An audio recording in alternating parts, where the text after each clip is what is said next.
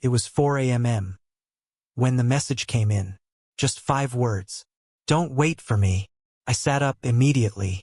You ever get that kind of message that makes your stomach drop before your brain even catches up? That's what it felt like.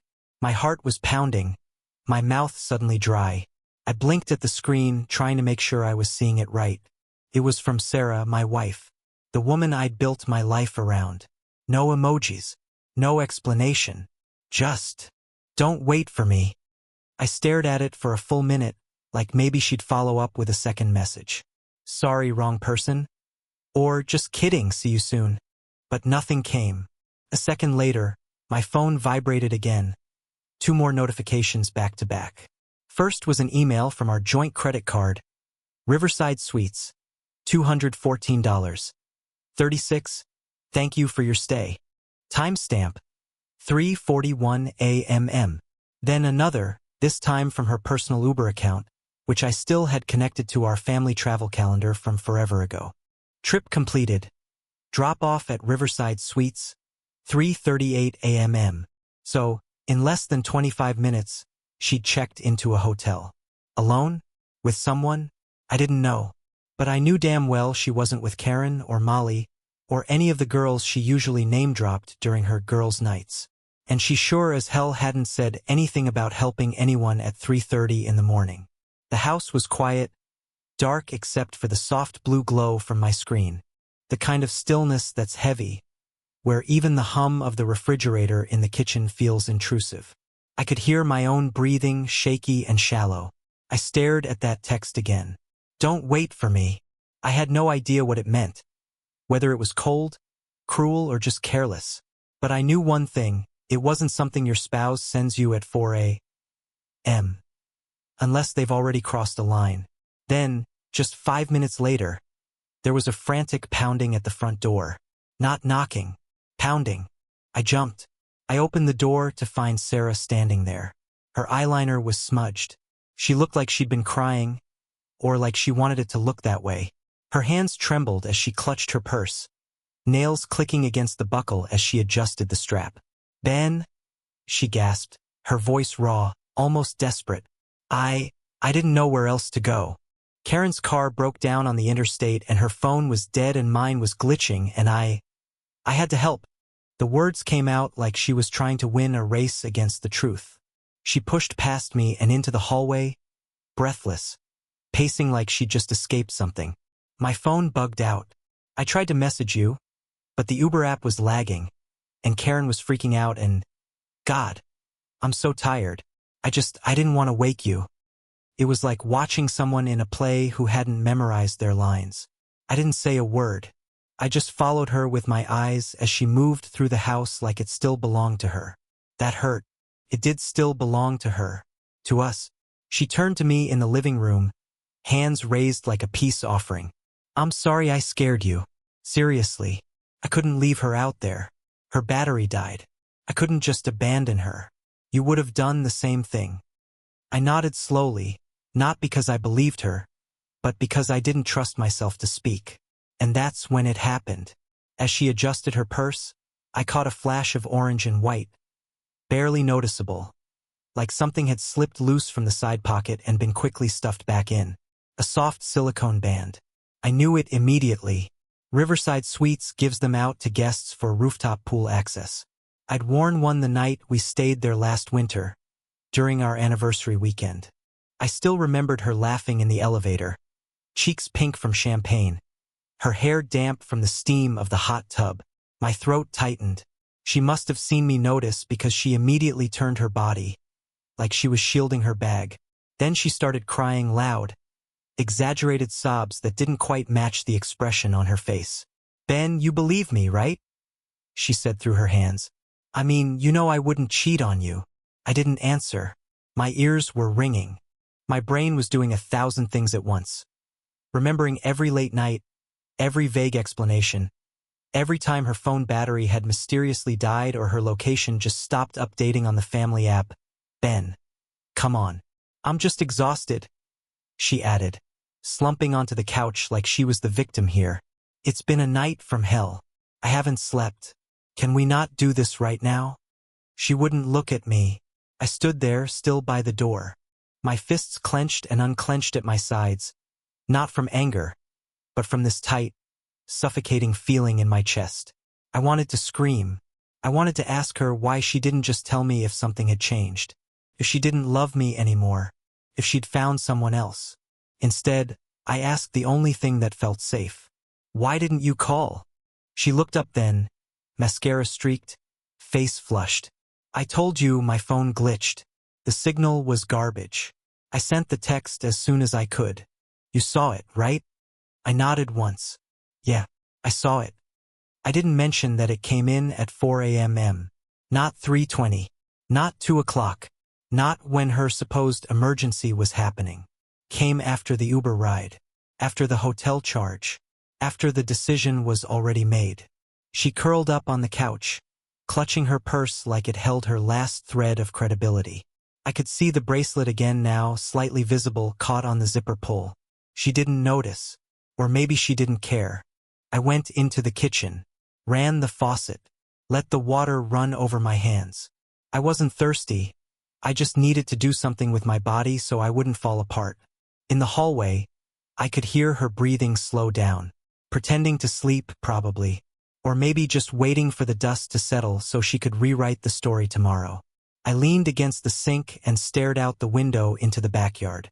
The same backyard where we used to sit with coffee on Saturday mornings. Where we planted tulips one spring. Where she cried the night her dad died and I held her until sunrise. Now I couldn't even tell what was real anymore. That night changed everything.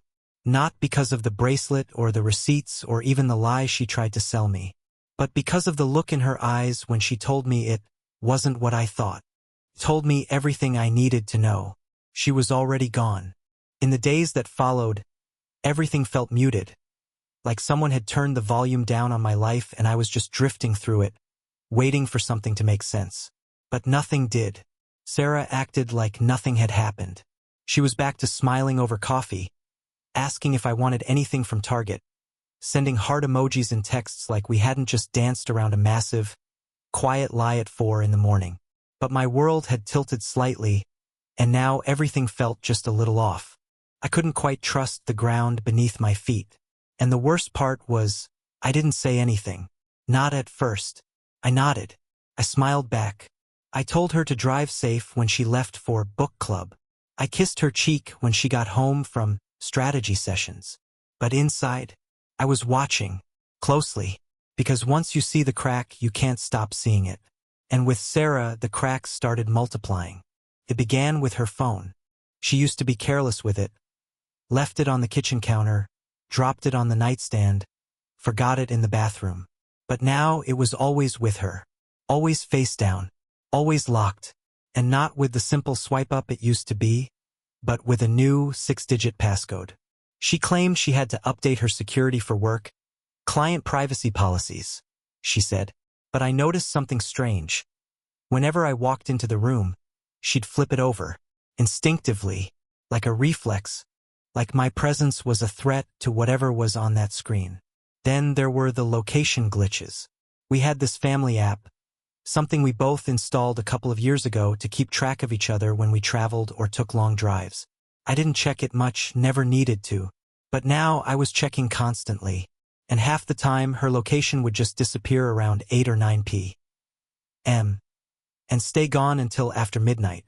Battery saver mode, she said the first time I asked. It shuts off background apps. The second time, must have been a glitch. The third, why are you always checking on me? I wasn't.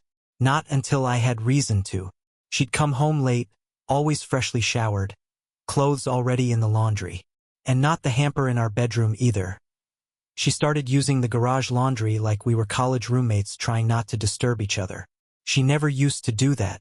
One night, I caught her sneaking her blouse into a laundry bag at 1:30 a.m. Her hair was damp. Her perfume, something new and expensive, still lingered in the air. I leaned against the doorframe.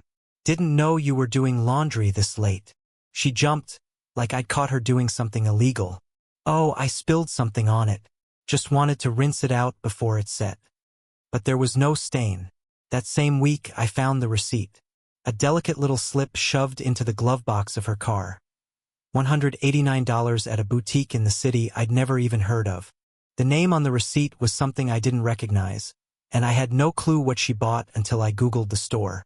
They specialized in high-end lingerie, the kind that didn't come in multipacks or show up in our Target haul. I waited for her to mention it. She never did. There was more.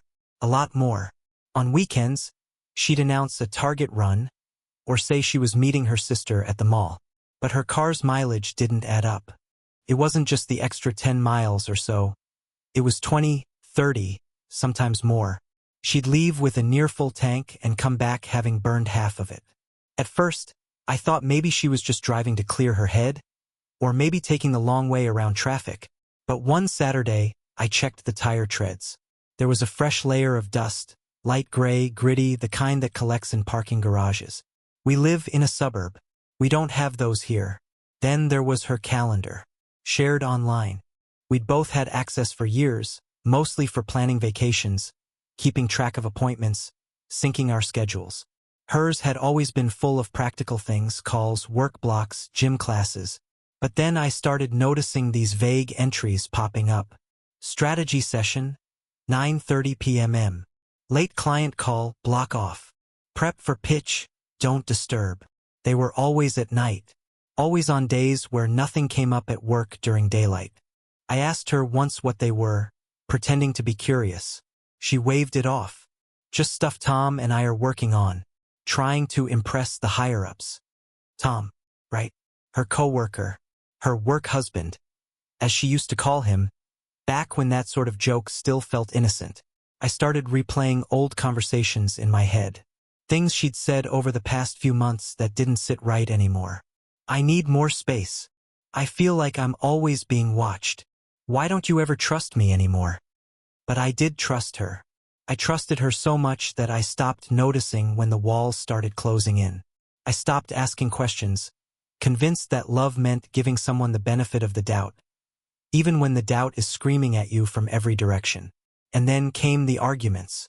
Not real fights, just stupid, petty bickering over things we never used to care about. Dishes left in the sink. The wrong kind of almond milk. The thermostat felt like she was trying to push me away. Once, she picked a fight over the way I folded a blanket. The blanket. I said nothing and she stormed out. Said she was going to get air. She was gone for 4 hours. She came back smelling like gin and vanilla. And yet, through all of it, I stayed silent. I didn't confront her. I didn't accuse. I didn't yell or cry or demand the truth. I just watched, cataloged, stored every detail in the back of my mind like evidence I wasn't ready to present. Because deep down, I wasn't ready to know. There's this terrifying limbo that happens when you suspect your partner is cheating. You're floating somewhere between fear and denial, wishing for proof and dreading it at the same time. You want to catch them. But also, God, you want to be wrong so badly that it eats you alive. You tell yourself it's probably nothing. That maybe you're being paranoid. That maybe this is just a rough patch and everyone goes through them. Maybe you're imagining it. Maybe you're the problem. But it builds. Slowly, steadily. Like water behind a dam. I remember lying next to her one night, listening to her breathe. Her back was turned to me, and I just stared at the ceiling, wide awake. I hadn't touched her in over 2 weeks. She hadn't kissed me in 3. And I realized something horrible. She was pulling away. Intentionally. Piece by piece. Emotionally, physically, mentally. Like she was preparing me to get used to life without her. Just enough distance so that when the truth finally came out, it wouldn't shatter me. Just bruise me. Like she was soft-launching her exit. The old Sarah, the one I married. She used to run late because she couldn't stop kissing me goodbye in the mornings. She used to text me stupid memes during meetings just to make me laugh. She used to fall asleep on the couch halfway through movies and pretend she was just resting her eyes. This new version? She barely looked at me. She barely saw me. One night, I found her on the back patio, sitting alone in the dark with a glass of wine. I stepped outside and asked if everything was okay. She didn't answer right away, just stared up at the sky like it had something better to offer. "I don't know who I am anymore," she said finally. I feel lost. I told her I loved her. I told her we could figure it out together. But she didn't say it back. Just nodded and sipped her wine. It hit me then that I wasn't part of her figuring it out. I was just the background character in her new story. And still I waited. For what? I don't even know. For her to come clean? For me to catch her? For some undeniable truth that would give me permission to stop pretending? I wasn't ready, but I would be soon. Because the final piece, the one that would break the dam, was just around the corner. And once it came, there'd be no going back. It happened faster than I expected. Once I gave myself permission to stop doubting what I already knew, the truth unfolded like it had been waiting. Patiently, quietly, just behind the curtain. And all it took was one quiet night. One decision. One click. That evening started like so many others. Sarah left around 10:15 p.m. claiming she had a last-minute internal prep for an upcoming client pitch. She said Tom needed her help running through the deck. Her voice was too casual, almost rehearsed, like she'd anticipated my suspicion before I even had time to raise it. I didn't argue. I told her good luck and kissed her cheek. She hesitated before getting into her car. Looked at me like she expected something more. A fight, maybe, but I didn't give her one. I just smiled and closed the door. Then I sat down at the dining table and opened my laptop. I'd been preparing for this moment. Weeks of notes, *TS, copied calendars, bank statements, all tucked into a folder titled Expenses 2022. It was the perfect disguise. No one ever clicks on the folder marked boring. I started with the security system. We'd upgraded our front doorbell camera during a remodel, and I'd barely paid attention to the cloud storage it came with until now. I logged in, pulled up the last 30 days, and started scanning through the thumbnail clips. Most of them were boring. Packages delivered, neighborhood kids biking past, me mowing the lawn. But on one video, timestamped 11:37 p.m. 2 Fridays ago, I found it. Sarah, in a black dress, one I hadn't seen before. She exited the house quietly, moving fast, eyes darting like she didn't want to be seen by even our motion light. She didn't take her car, just walked out to the curb and slid into a waiting Uber, checking her phone like she was confirming something. That same night, she told me she was staying late with the team to finalize slide decks. Said she'd probably crash at her sister's if it went past 1 o'clock. I froze the frame. The license plate on the Uber was clear as day. I clicked over to the banking portal and matched the timeline to her personal card statement. Something she thought I didn't have access to anymore. But I did. She never changed the password from her birthday. That Friday night, Uber $18. 41. 11:39 p.m. Riverside Suites, $229. 92, 12:04 a.m. Same place as the bracelet. Same time window. Same lie. I stared at the screen. My hands weren't shaking. My throat wasn't tight. I didn't feel rage, or heartbreak, or even grief. Just clarity. Like someone had finally turned the lights on in a room I'd been stumbling through for months. But I wasn't done. I called Riverside Suites the next morning, using the excuse that I had lost a receipt for my stay and needed the folio reissued for my expense report. I gave them the exact date, booking number, and payment card Sarah's. The manager was polite, told me he'd email it within the hour. I waited, pacing the living room like a man on hold with his future. When the email came in, my heart barely fluttered. I opened the PDF, eyes scanning down. Room 812. One night stay. Guest, Sarah Wilkins. Additional guest, Thomas Lake. Tom. Of course it was Tom. I laughed. Quiet, bitter. The kind of laugh that doesn't reach your eyes. The kind that sounds hollow even in your own ears. There was more. Attached to the receipt was a note from the front desk. Security footage can be reviewed upon request for discrepancies in room service or charges. I took a **T. I called the manager back, said I believed there had been a room service error that same night. Overcharged on a bottle of wine, maybe? Asked if there was any footage of the hallway or elevators around 12 to 1 a.m. Just to confirm who brought it. He didn't even hesitate. Said the cameras near the elevator lobby catch everyone who enters and exits the floor. We can share that with you if you're listed on the booking and you provide the last 4 digits of the card, he said. I did. He sent a link. Password protected. I opened it that evening while Sarah was in the shower. There she was. Elevator camera, timestamped 12:16 a.m.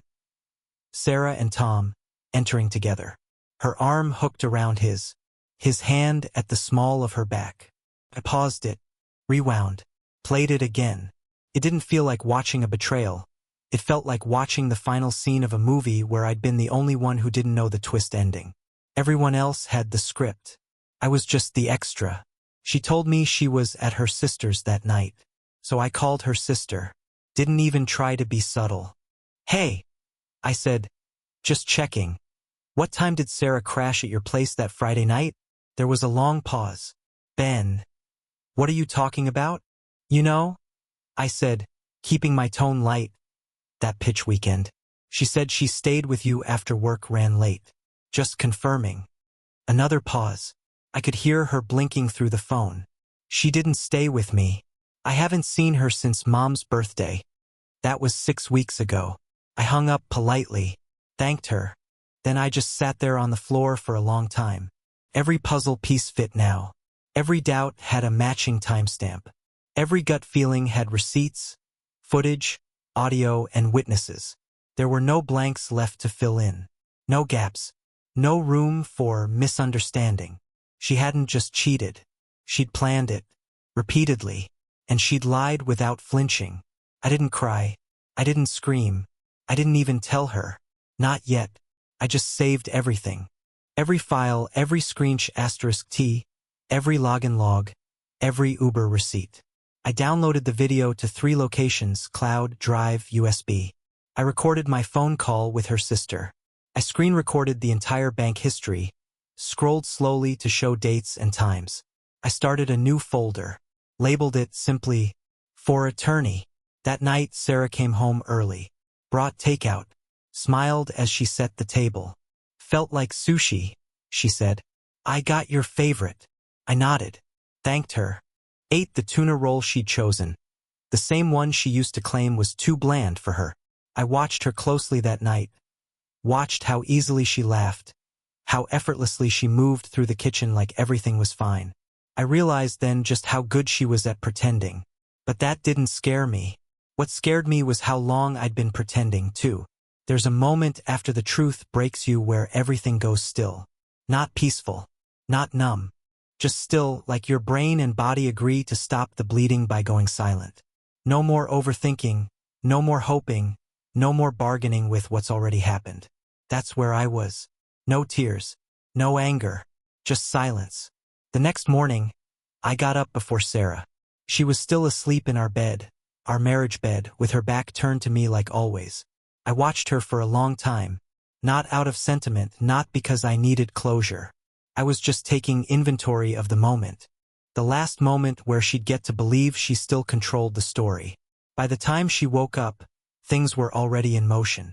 The first call I made was to a lawyer. Not just any lawyer, our lawyer. The one we'd used for estate planning a few years back. The one who knew our assets, our accounts, our history. I asked for a private consultation.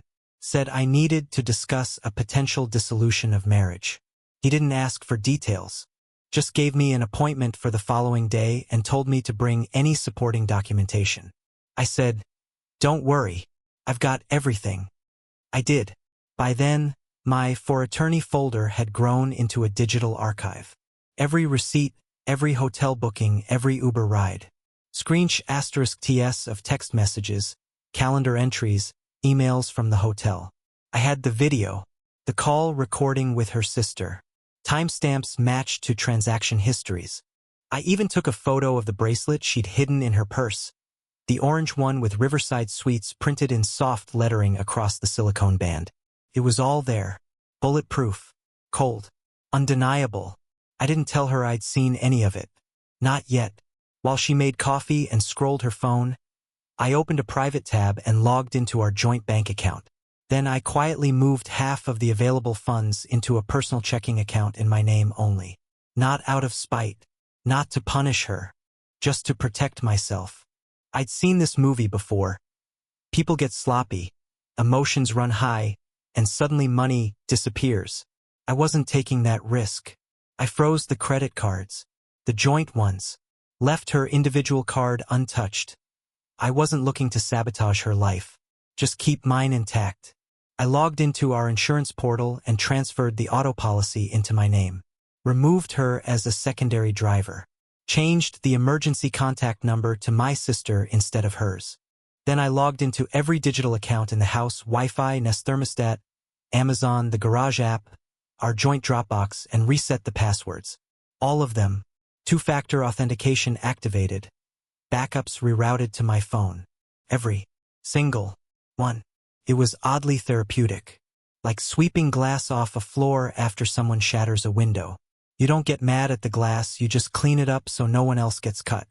By 11 a.m., I had contacted 2 movers and 1 locksmith. At noon, I called our neighbor, Mrs. Hammond, a retired teacher who lived 3 doors down and adored both of us like her own children. I asked her if she'd be willing to come by in a few days, just for a short window. She said, "Of course, dear. Everything okay?" I lied. "Just sorting through some house stuff. Might need a witness to keep things civil." She didn't push. Bless her. I waited until that evening to say anything to Sarah. I wanted it to be quiet, unhurried, clinical. She was in the kitchen, barefoot, pouring wine into one of those oversized stemless glasses she claimed were easier to clean. She looked up when I walked in and smiled like nothing was wrong. I think that was the last time I saw her try to smile at me. I sat down at the kitchen table. "Sarah," I said. Something in my tone must have tipped her off, because she paused mid-pour and looked up. "Yeah, we need to talk." The glass clinked softly as she set the bottle down. "Okay." She sat across from me, tucking her hair behind her ears like she used to do when we were younger. I don't know why, but that tiny gesture made me feel nothing. Just more proof that the version of her I'd loved was gone. I slid a manila folder across the table. Inside was a printout of the hotel folio, a copy of the elevator still frame, and the bank statement showing the Uber charge. Her fingers hovered over it but didn't touch. "I know," I said simply. She didn't pretend to be confused. Didn't ask, "What is this?" Or say, "This isn't what it looks like." She just sat there, eyes fixed on the folder like it was going to catch fire. "How long?" I asked. Her lips parted. No sound. "I already know the answer," I said. "But I want to hear you say it." "A few months," she whispered. I nodded. "Thank you for confirming." Silence stretched between us like fog. She blinked rapidly, like her eyes were trying to squeeze out tears that hadn't arrived yet. "I didn't mean for this to happen," she said. "That's the thing about cheating," I said. "It never starts as a plan. Starts as a choice. And then another. And another." She looked down. "It was a mistake." "No," I said quietly. "It was a series of decisions. Don't call it a mistake just because you finally got caught." Her shoulders tensed, but she didn't argue. I told her I'd already spoken to an attorney, that the divorce paperwork would be ready soon, that I wasn't asking her to leave immediately, but when she did, she'd collect her things under supervision. "Supervision?" she echoed.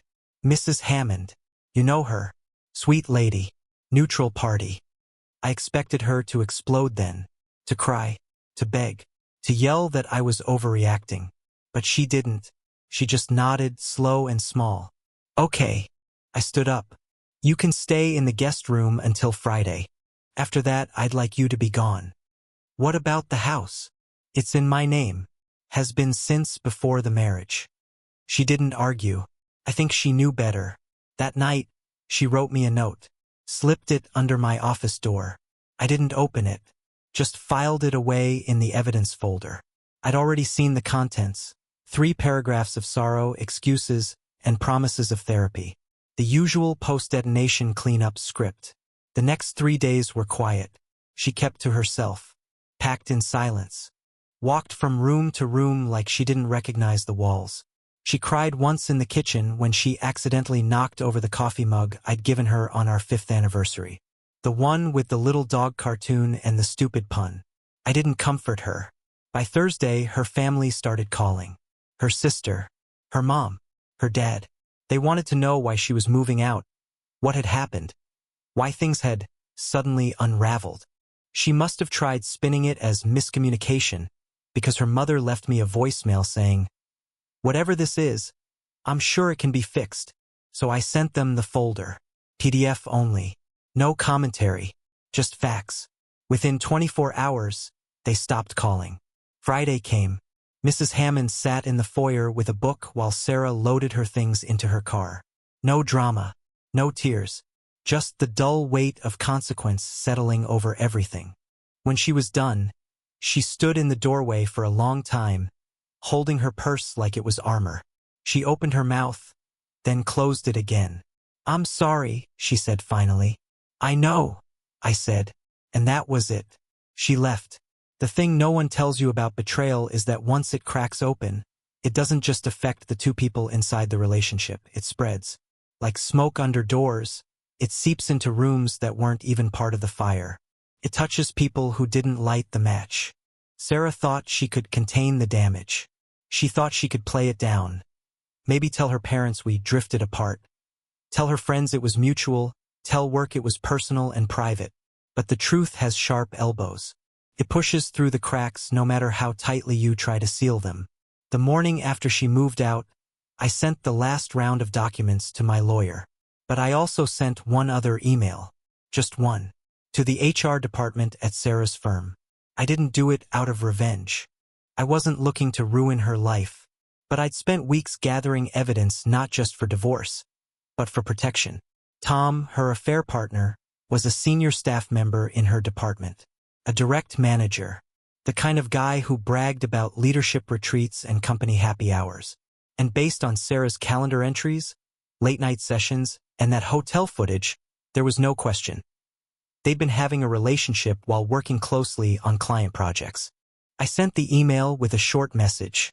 "I'm not looking to cause harm, but I believe you'll want to be aware of a serious breach of conduct between two of your employees. The attached files include timestamp video, transaction records, and employee calendar logs that suggest a prolonged personal relationship between Sarah Wilkins and Thomas Lake, occurring during work-related travel and meetings. As this may involve potential ethics violations or supervisory misconduct, I leave it to your department's discretion." No venom, no signature flourish, just the facts. Within hours, they responded. The next day, a formal internal investigation was opened. Meanwhile, Sarah's family started texting me again.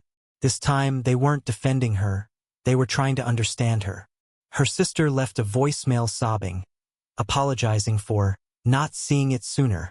Her father, always stoic and proud, texted me a single sentence. "You didn't deserve this. We're ashamed." I didn't reply. There wasn't anything else to say. I didn't watch her downfall unfold in real time.